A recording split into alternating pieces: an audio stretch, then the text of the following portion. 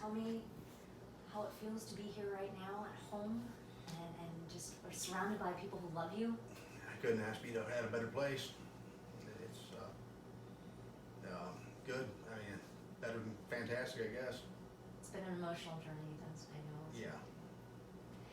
My understanding is that you had been part of the motorcycle enforcement gang unit, is that right? Or you had been, your career, your path, can you tell me a little bit about that? My past, or I've been kind of in and out of the prison system, Uh-huh. but that's be all behind me now. But after I got out of there, I got the job I was at doing fencing out there at All City Fence, and they supported me the whole time I was in the hospital. But I worked there, and then this happened, I think 7 months after. So. And on that given day, you were being dad? What's that? On that given day, you were dad? Yeah. What were you doing at Walmart? We were just going to Walmart to pick up some stuff for dinner and stuff, and we got out of the car, started to walk forward, and everything happened so fast. It just all happened fast. There were so many different people who came forward and shared their story about what they saw and what happened, and obviously you were caught in the crossfire. When we spoke to Mr. George, a pastor. Pastor George, yeah. Yeah. He just said he was there and was trying to stop the guy. If you had a chance to talk to Mr. George today, what would you say to him? Well, I've met him at the hospital. He came to see me at the hospital here. We're there, and he's come to help my son remodel the house, put his house together. He's I don't know what I would have done if that guy would have not been there. He saved my life.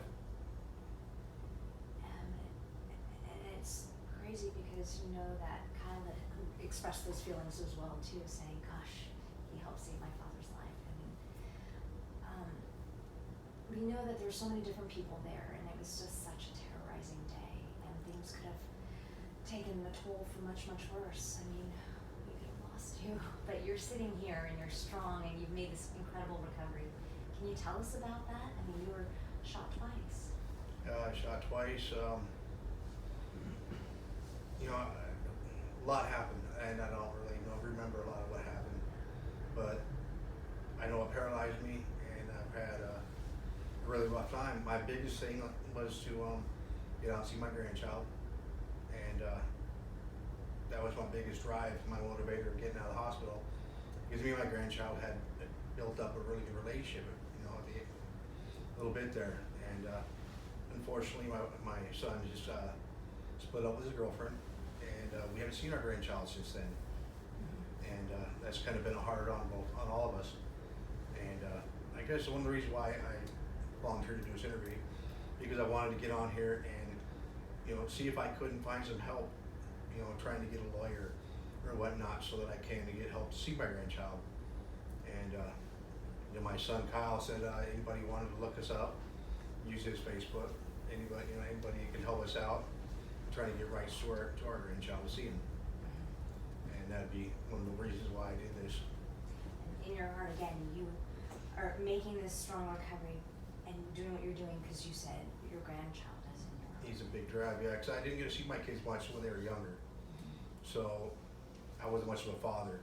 But once I got back with my kids and getting to see my grandchild, that was something that I may not be a good father, but I'm going to try to be the best grandfather I could. And you're obviously on your way to doing so. I mean, events like this that have been so dramatic, I mean, have really helped so many people focus on what's truly important in life. Well, it's all about family. Like I said, for me not being there as much as I was with my kids and stuff, they sure stepped up and came in, and they were here for me more than I ever expected. And family's probably the most important thing. It's remarkable because that was a Father's Day as Yeah. well, right? Yeah. I think so many people at home thinking about what happened in the monumental day that it happened on. It was really hard for people. Yeah. Gosh. Can you tell me about your journey, physical journey? I mean, doctors at one point in time weren't sure if you were going to make it, but obviously you're sitting here and you're strong. What would you say about that remarkable physical journey? When they told me I was ever going to move again from neck down, And when I woke up and I was just laying there. I really didn't know what happened. I didn't know what was going on with me, you know, and everybody's telling me that it was really hard. But in the back of my mind, all I can remember was playing with my grandbaby that day. It happened right before it happened. And I told everybody I'm gonna walk again, and I'm going to. But it's just gonna take some time, and it's gonna happen now. And I did check in with your son just, you know, before we came, and I said, hey, how's your dad feeling? How's he doing? How are you doing today? Tell me about what you've been able to do. And everything matters, everything counts. I'm doing good, and just sitting here with my kid, watching him do all the work of the house and building the shed out back, and just being able to be with him and spend my time with him has got us closer. And it's kind of weird how everything works in mysterious ways, but it's kind of been a blessing. It gives you perspective, doesn't it? Yeah. I imagine, as everybody around us, including myself, gives us perspective. Yeah. So you're able to move your fingers? No, my hands don't open up. I can move a little bit, but they pretty much clamp up. Mm-hmm. I've got really good movement in my leg, and I'm getting here. I get movement there. A little bit in your toes? Yeah, my toes are wiggling, and it's just, you know, all of a sudden something will happen different, and you know, I'll yell from Linda, hey, check this out, you know, because it really shocks me when I see something different. And But it's baby steps, and you don't realize yeah, that. it's gonna take a while. And the fact that you're sitting here, and the fact that you've got the strength and you're talking to us and you're sharing your story is pretty remarkable in itself. I had learned or heard that you are a big fan of motorcycles. Yeah, I love motorcycles, yeah. And that you have ridden motorcycles a lot in your life. Back in the past, yeah. And did you do anything on motorcycles, whether it was just riding for fun or Yes, profession or? Profession, or for fun. Got it. And the guys that rode for you, tell me about how that made you feel and what they did. You know, it was pretty amazing that somebody would do that for me. And when we were standing outside, and you know, it was a way for my son for me and my son to, you know, he wanted to show me his Camaro so bad when I was in there, and so to see him come riding up in there was pretty cool. And then all my friends come along, and the bikes around the corner.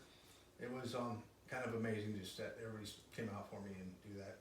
And obviously you heard them coming probably before you saw them. Yeah, huh? I heard them definitely about down the block. Yeah, it was kind of feeling before they were coming. How did that sound? How did that feel? It was pretty great. You know, the roar of those engines. Yeah, and it's the friendships that I had built through all this. You know, you really know who really cares about you at a time like that. And the people that all come forward, including family and friends, and just knowing the ones that are there are the ones that really care. Yeah. Have you talked to any of them recently? Did they come I've by? talked to them quite a bit, but I'm kind of a ways out now, and transportation isn't easy for me to get around.